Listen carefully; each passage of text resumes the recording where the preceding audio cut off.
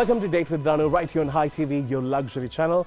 Thank you so very much for tuning in. Today we are going to speak about local innovations that are mandatory to be seen out. We have to start using these.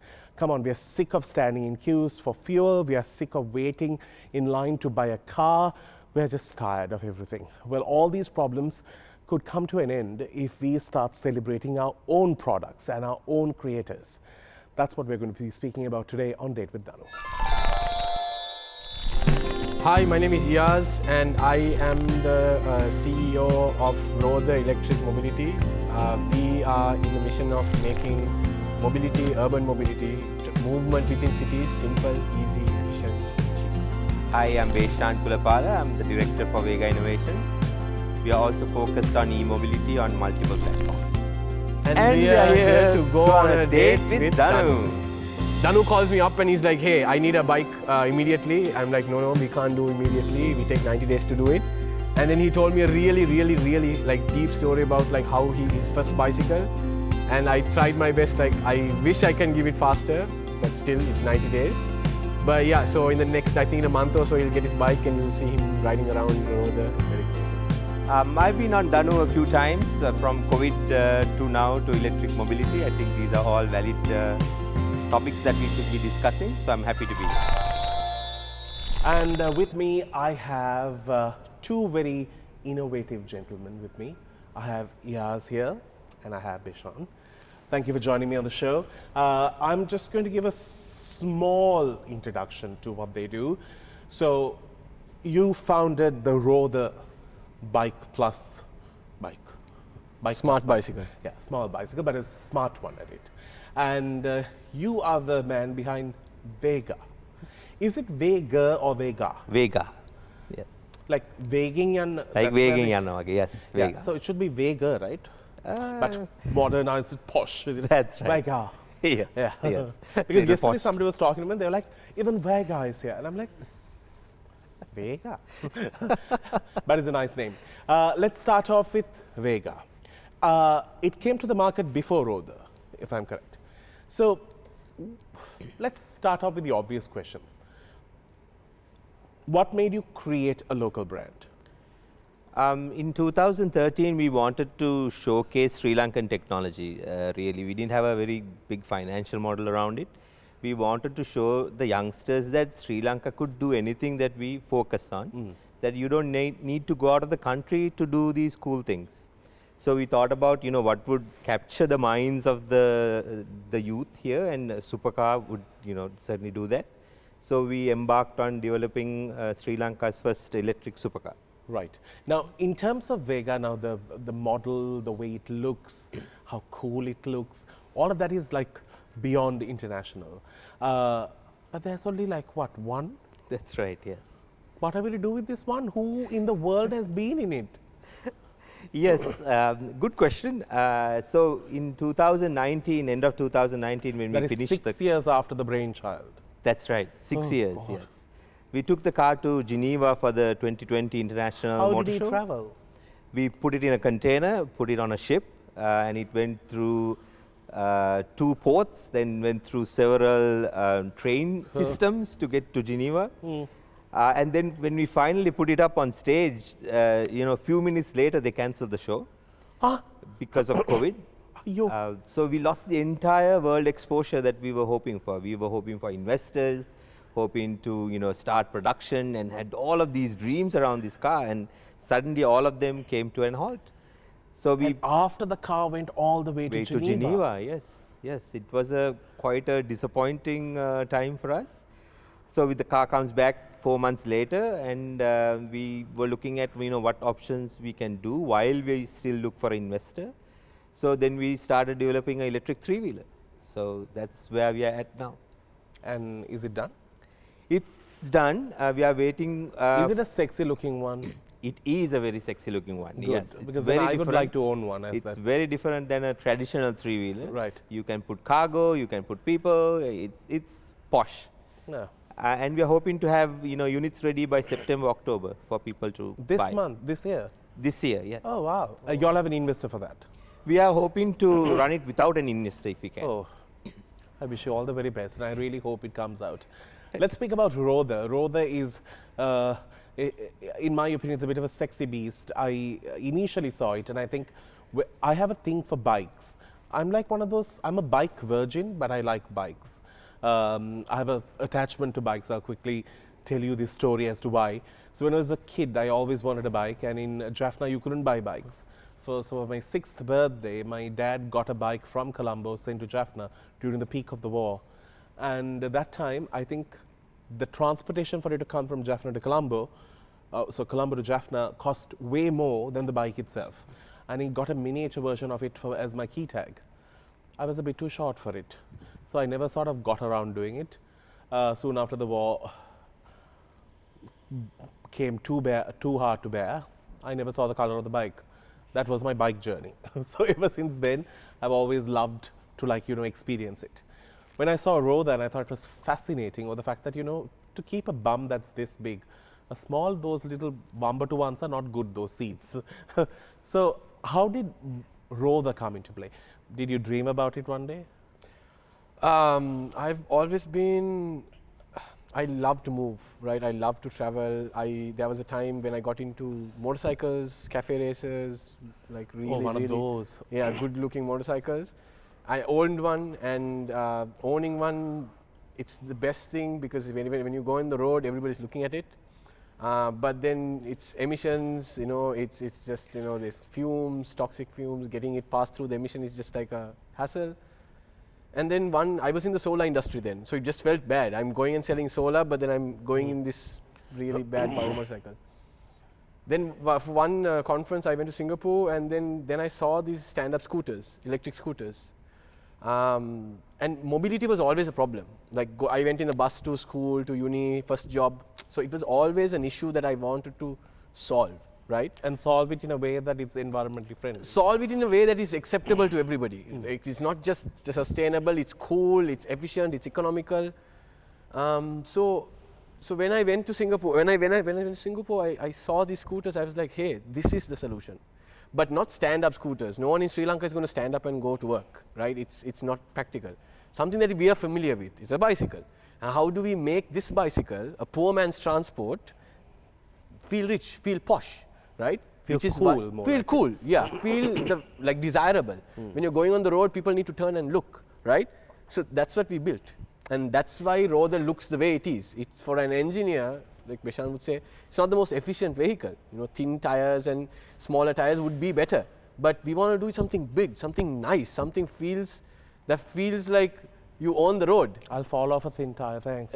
Yeah. And then, so people like everybody, like to be able to accessible. Don't say people like me, people that means like everyone you, knows people like you who basically are a little bit, like, no, bicycles, I won't ride a bicycle. Like that. But I would ride a Rodha. That's what we wanted to do. I have one very important question. Is there a weight limit for Rodha? 125 kilograms, but yours I can maybe reinforce it a little bit more. Good, because I think I'm a bit higher than that. No, I think like about I just want to have a margin in case I put on weight. A month of riding it and you'll be like, Really? Sure. I'm 30 years old and I have a flat stomach, not because I'm going to the gym or good genes. But if it's an electric one, you don't need to pedal. When you pedal, you still can pedal. It's easier to pedal, no? When it's charged. When you charge, it's easier to pedal, right? As you pedal, it'll feel like somebody's pushing you from behind. Okay, so you can't not pedal. No, you can not pedal also. You can accelerate also. But you would pedal. You would want to pedal, right? Picturing me from Piliandala cruising into Colombo. Just trust me, you're going to pedal. Trust me, you're going to pedal, and then you will feel healthier, look healthier, whatever. Right, great. Let's get into a break. We'll come back and speak about what are the red tapes that people have to go through in this country to get something done the right way. Just speak about that.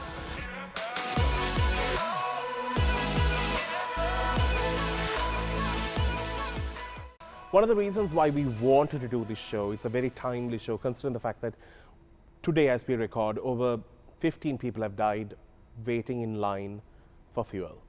And it is not as easy as it is for me to say these in words, because those deaths were not needed.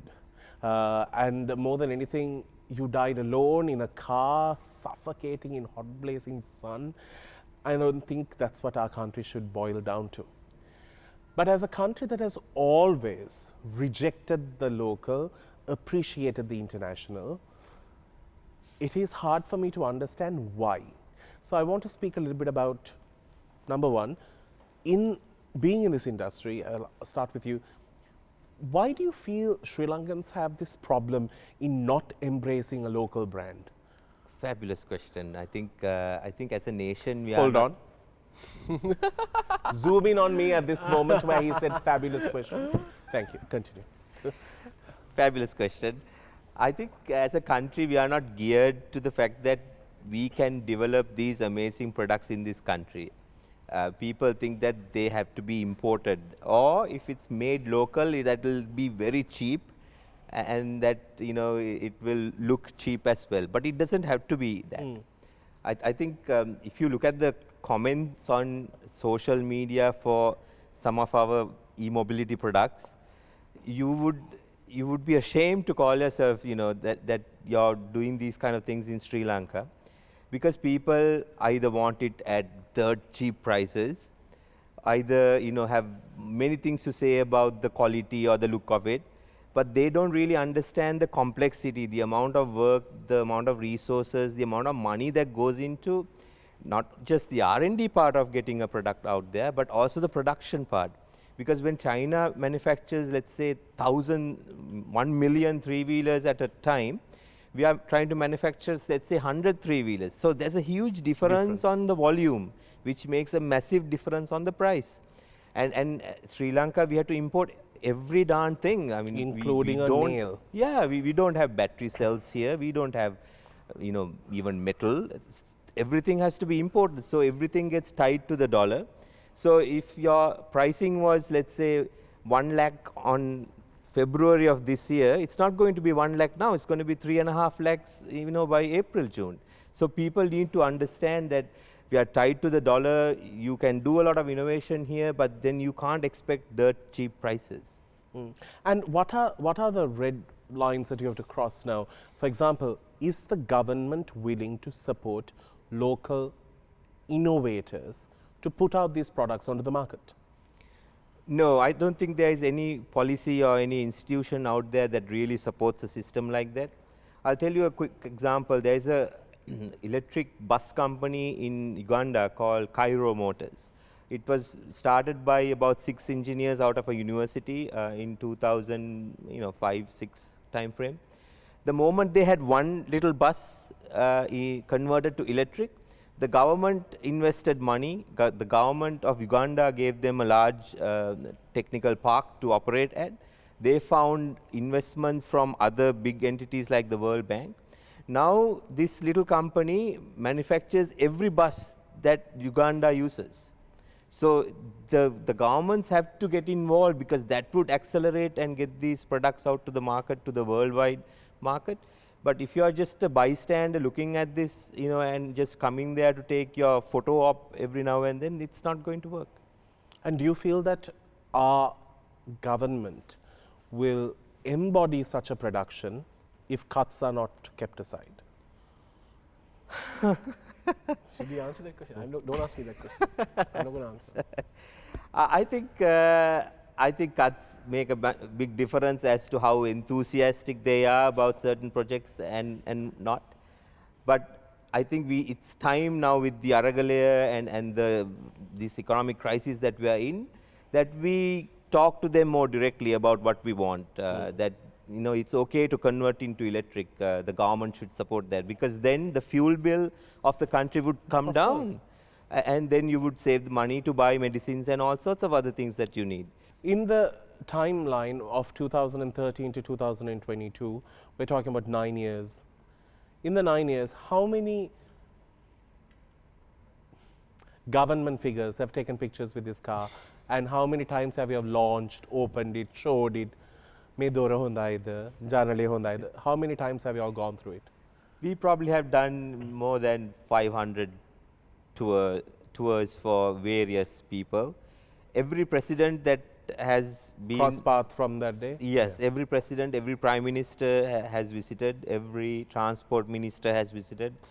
Anybody who had aspirations of climbing the political ladder has taken their picture.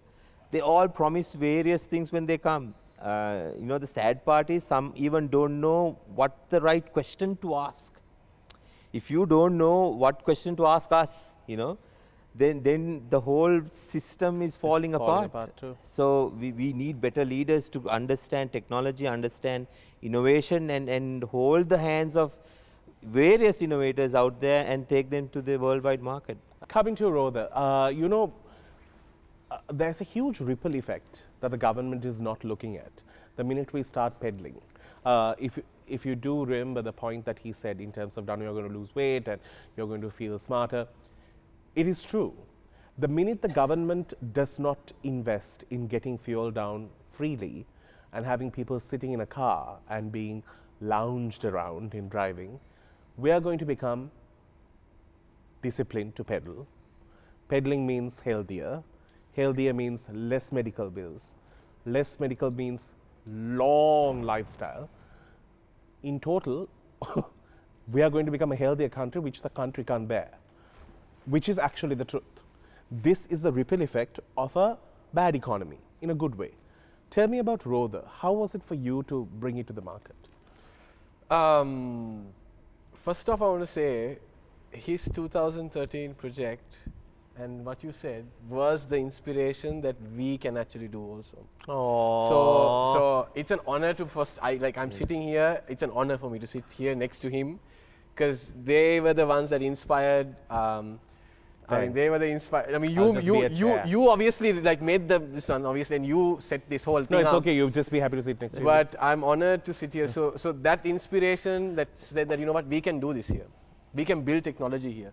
We can build products that actually would make a difference here, right? We don't have to go import. We don't have to go to another country. When I was in 2013, when I was just out of uni or just coming out of uni, I was like, we're going to do something here. Did people believe in your dream when you wanted to do it? Huh? Did people believe in your dream when you wanted to do it? Nobody believed in the dream. Everybody thought it was crazy, right? I did your first interview, right? Yes, you did my first interview, and those are the things that actually made me believe that, you know what, there is potential here, right? So I want to get to that. You jumped the gun. I wanted to get to that. So my point was, when we announced we didn't really have any backing. We had no political support. We started literally from the bottom, right? We just hired Hatch, a place there. We just got some bikes ready. One prototype ready, more like a overall, and then caught some video guys to come and record it and live stream. And then basically just had a presentation, 1 hour long presentation, and just spoke about Rhoda, right? That presentation, I'm still very, very proud of how that went. And that basically next day we were on the newspaper, on Sunday we were on live, and we were full page of and that actually created momentum. Up to now we've not spent a rupee in marketing. So people itself, Sri Lanka itself promoted Rhoda to where it is right now. That's why I'm here right now with Danu. Promoting Rhoda. But it's very different when you have a bike and a car, because I think getting a car out to the market is harder. Oh my God, we didn't even initially I was actually wanting to do an electric car, but the amount of things that you need to do, what we don't think is the knobs. AC knob bigger, right? Where do you get that? You need to get it from China, right? AC got a putty, the amount of pieces or components is just too much, which is why we went for a bicycle. Simple. 180 components in a bicycle, in a Rhoda, right? Different components. So we put this all together and we were like, okay, this is much more easy and this is also healthier, we ride more. Imagine a group of people just riding, going friends, just bunch of Vesak ke bunch wage. You have bunch of Rhodas riding around in communities. That's what we want to do. That's why we did Rhoda. How many bikes have you sold so far? Right now there are 20 bikes on the road, right? And we've sold about 120 bikes, right? And we have a big order book, but we are obviously taking it slow because we don't have investors. Sri Lanka doesn't have investors. Yeah, exactly. Like them, we don't have. Sri Lankan investors are very scared. I didn't want to use that word, but they are very they want validity, market appraisal. But the funny thing is we have that, right? But still investors are. But finally, I think we are able to crack that nut with regards to the investors because that will ultimately scale us up. Up to now, we take the order, so we take 80% down payment and we take 3 months, is because we are self-funding it. We don't have money. Banks are not going to give, banks will give us money at like 20%, 25% at this stage, right? We had to cancel orders between January and March. We had to cancel orders. Why? Because, like he said, we took the order for like 169,000, which was the price of the bike, and then when the dollar crashed, our costs doubled. Now we are selling at 339,000, adjusted for inflation. So these were all things because we don't have investors, because we are rolling that capital and trying to get it there. Brilliant. We are going to come back and speak more about this price jump. I was someone who got caught in the middle of the price jump. And I just paid money at a later stage for an old invoice. Yeah, I mean, you missed out. What to do? Yeah, but I'm happier because I at least was in the second lot, not the third. We're going to speak more. Let's get into yes or no.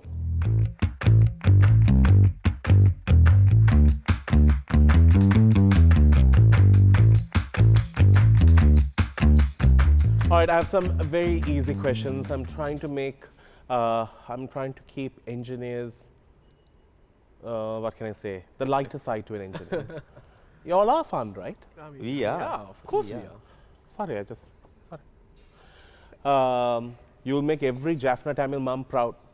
My son is an engineer. That's right. Anyway, do you feel happy living the life that you have right now?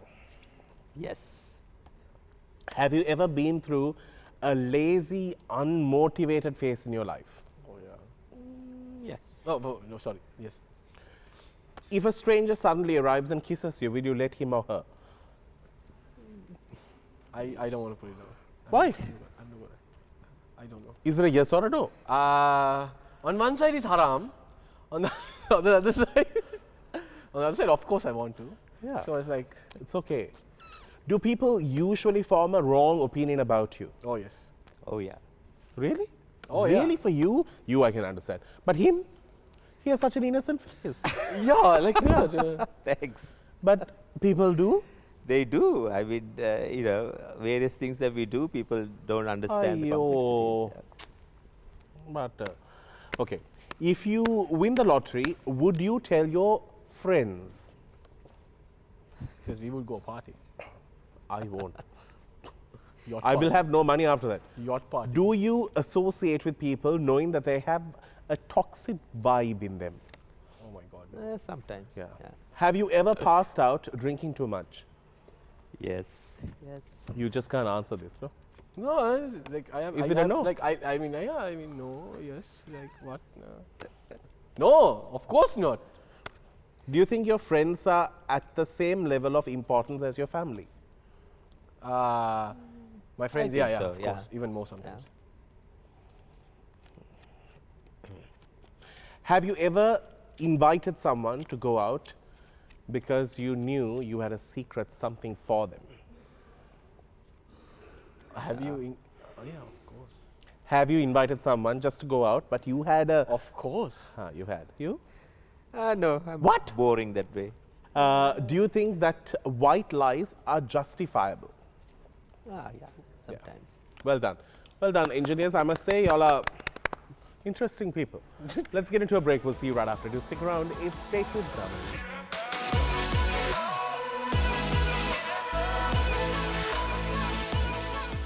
Welcome back to the show. We are talking about two local brands that can really change our lives, especially now. We have Vega and we have Rother. These two mode of transports is the future of our country. Let's speak about Vega in terms of its inception to today. Do you feel that investors are reluctant locally, but investors internationally are willing to? I believe so. In Sri Lanka, investors mostly love to invest on land and buildings, hotels, that kind of stuff. Right. But for technology, they are very, very, afraid to, for many reasons, I think. But I think if you look at the international scope, there's a lot of investors who are interested. Because out of Vega, we developed so many other spin-offs that people don't talk about that much. Which are? We build electric vehicle chargers in Sri Lanka. We export them to India now. We develop agriculture technology to optimize agriculture. We have a home battery backup system that you can store your solar energy to a battery system, then use it during blackouts.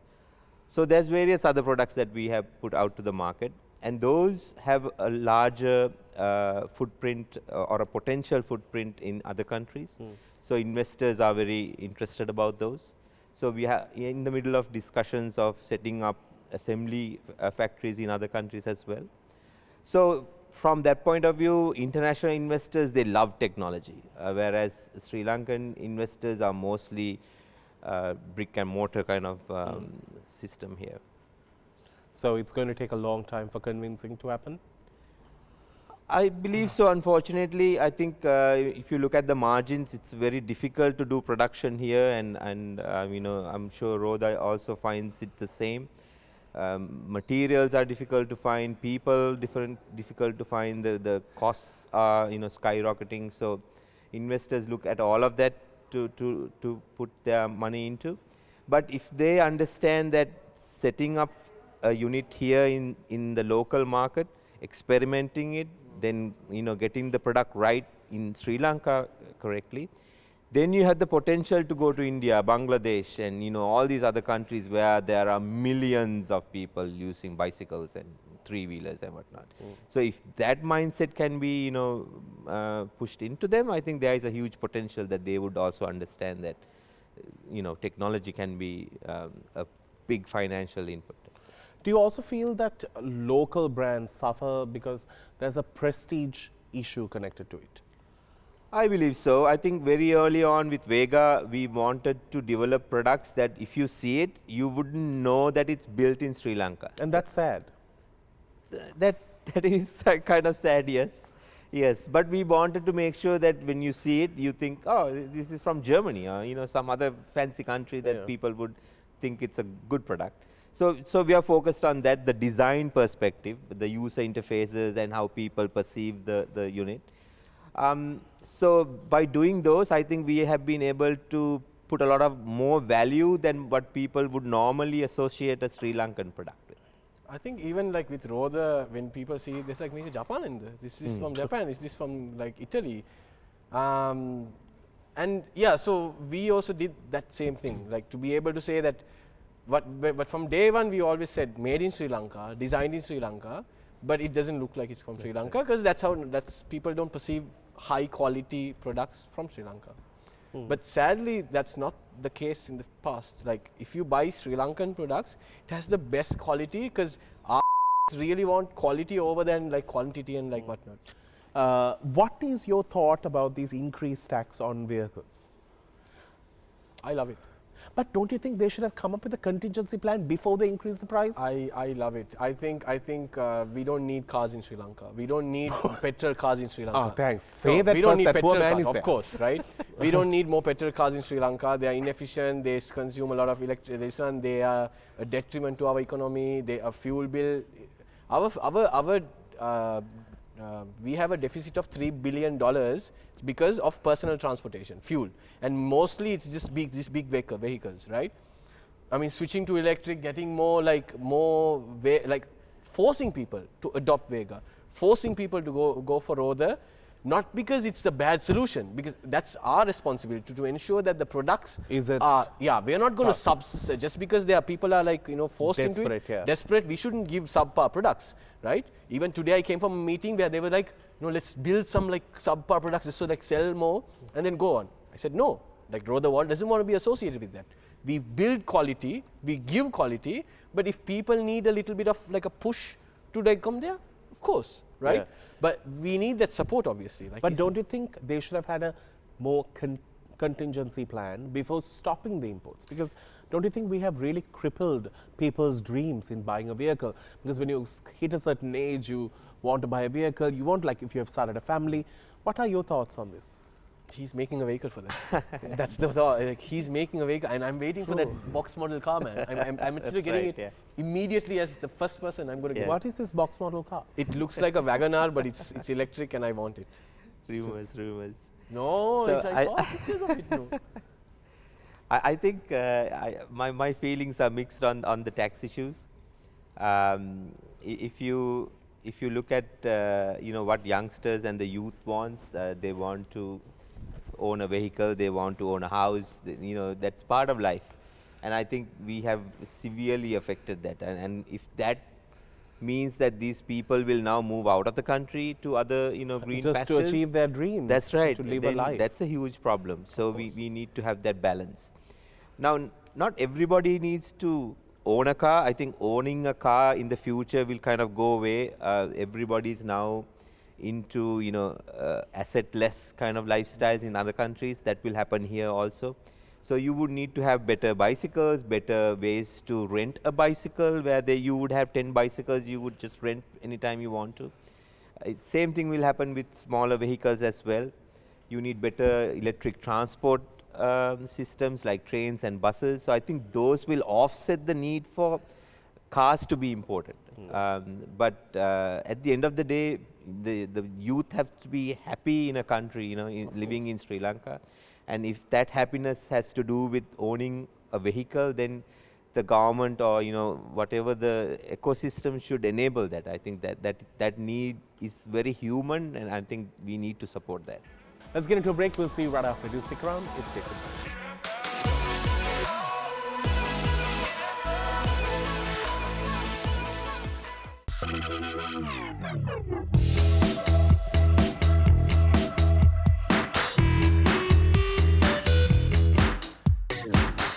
And welcome back to the show. We have some questions that we need to ask these gentlemen. Or you just have a few questions because we didn't know how cool you all be.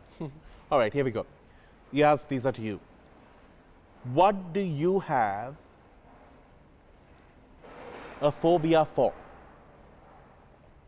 Heights. Really? This Rode is not going to know really for sure. Where I is your, hike though. But I'm scared, like Okay. with fear. where is your happy place? Riding a road, just listening to music and just cruising along anywhere. What's your guilty pleasure? Netflix. Your most cherished attribute? Attribute. Endless optimism. Okay. What would you never buy with your money? I can't think of anything, to be honest. A Tesla. Okay. Beshan, All right. your favorite physical feature? Thank God. The lack of hair.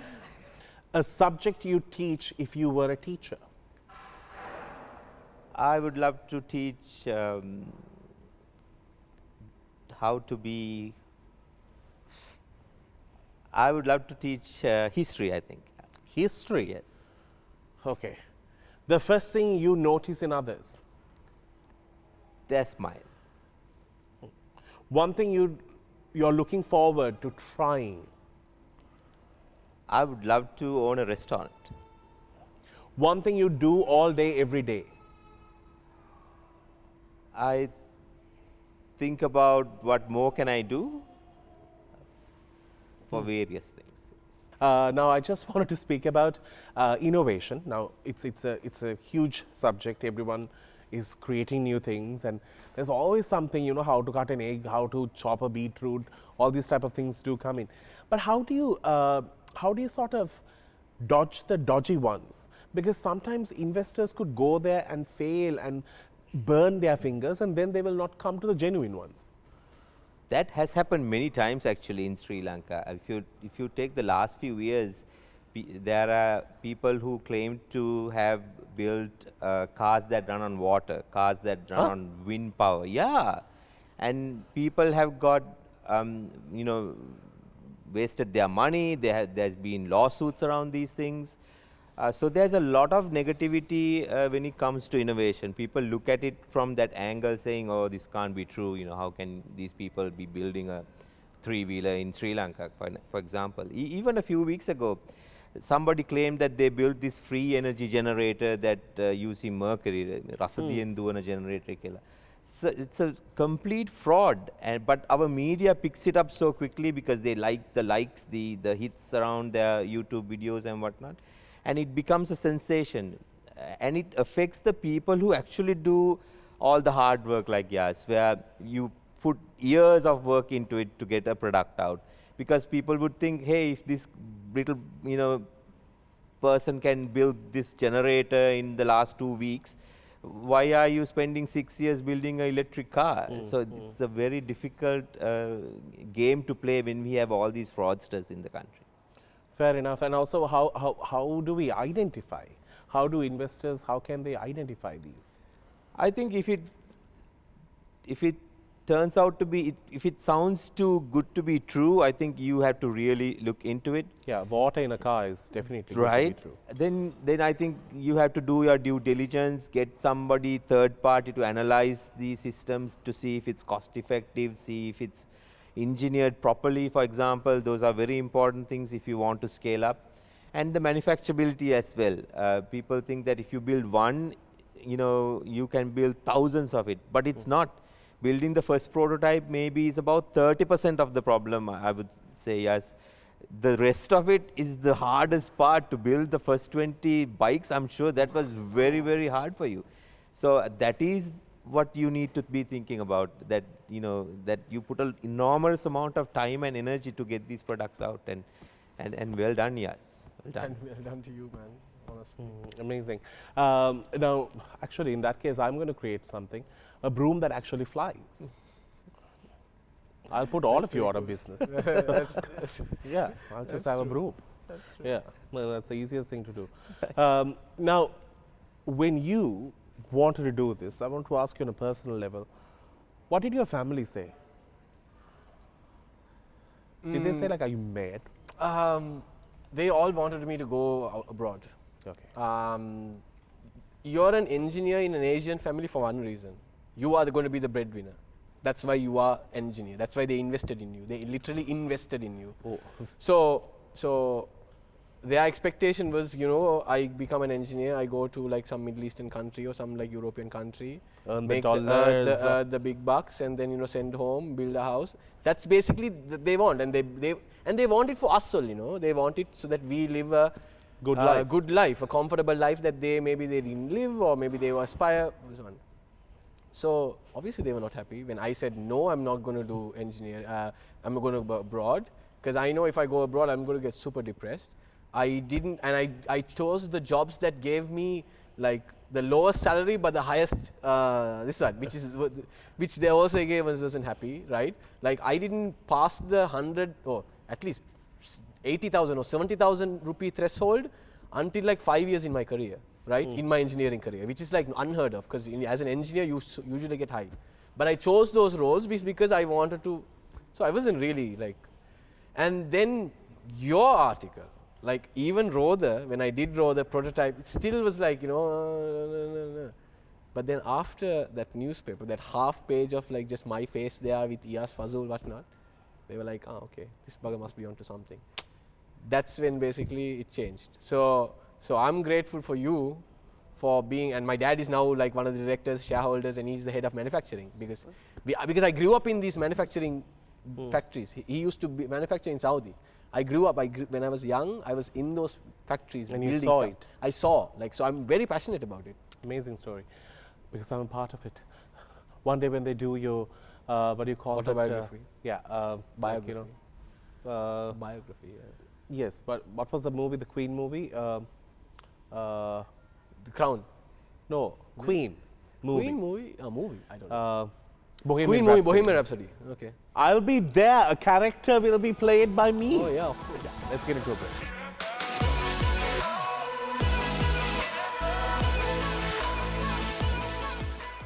So this is a very different show that we did on Date with Danu, and there's a reason why. We wanted to highlight Sri Lankan content, Sri Lankan products that are going to come and one day be internationally recognized for its efficiency and innovative thinking. And I think there is no other better time to appreciate it than now. I think we have seen what, with no dollars in your hand, what you can do and what you can't do. why celebrate the international products when we have better things to celebrate? I really hope that in this journey that we're trying to achieve all of these stuff, I really hope that Vega will be out on the streets soon and they see the importance of having a local vehicle and being proud to use it. Hopefully soon, right? Any idea when? We will have. You all will sell enough and more trishaws, make the money, make the car. That's right. Yeah, I mean, we hope to have the three-wheelers out by September, October timeframe, and we want to not just focus on the local markets, but to export as well, because that will bring the dollars that this country Correct. badly needs. Because Thailand has some uncomfortable trishaws. That's right. Yeah, you could send these. Bangladesh has millions of trishaws, Yeah. and if we can tap those markets, we don't need to beg for our, fuel bills and all of these things. We can Correct. find the dollars for this country. Didn't Bangladesh give us money? They did. Sad, They did, no? Yes. Anyway, at the same time, what are your plans for Rother? So how many are to be made now, order-wise? So order-wise, we have about 120, but total order we have 1,000 plus orders. Yeah, but in the 120, where am I? What is my coupon number? This August you will get the bike. Oh, End of brilliant. So exciting. yeah, and but yeah, the plan is to normalize the idea of cycling, not because we don't have fuel, but because we want to. Yeah. And e-cycling, because e-cycling is perfect for Sri Lanka with the weather, with everything, it's still perfect. I ride like this in a suit. I love it because it's such a, like in Italy, you have people in Vespas going in a scooter. True. The heat issue is something that But with Rother, you don't have that heat issue anymore. You're not going to sweat anymore, right? Except for the maybe little bit dust, which when the buses go, that also gone. It'll be fine, right? So the idea is to normalize the idea and create urban mobility. Traveling within cities is just convenient. It should be easy. And we're talking about less traffic as well. Less which traffic, is amazing. just more life. Yeah, definitely. I'm so happy I did this show. This shows where we are. Let's support local brands. Go out there, buy those trishaws, buy these cycles, and start pedaling, start using, knowing that you have invested right back in here. Wait, before you end, I want to say this, right? Everybody, when Danu you are somebody who's just so fascinating. You bring the topics in what needs to be spoken about. But we are so glamorous and we are, so glamorous, but we talk about the issues at hand. And I don't think a lot of people do that. So the fact that you brought us together, an opportunity just to showcase this, I'm forever grateful for this opportunity. No. And yeah, man, you're such a big believer. You're not just you're a walk the talk kind of guy. You bought a Rother, right? So that just means a lot. I love this show. Nobody has ever spoken about me. Please, I'm going to get him every week. Just come on my show. No, it's not that, man. It's not. Just keep it like this.